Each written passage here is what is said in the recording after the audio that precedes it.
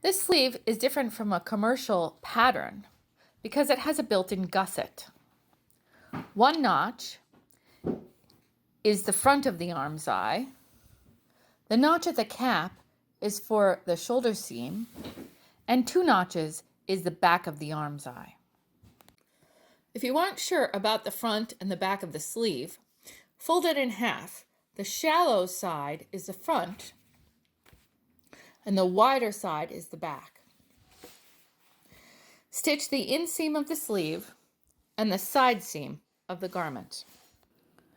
Run a long gathering stitch on the cap of the sleeve from the muscle point over the cap to the muscle point on the other side. The first stitch right next to the stitching line, the second stitch 1/4 inch in the seam allowance.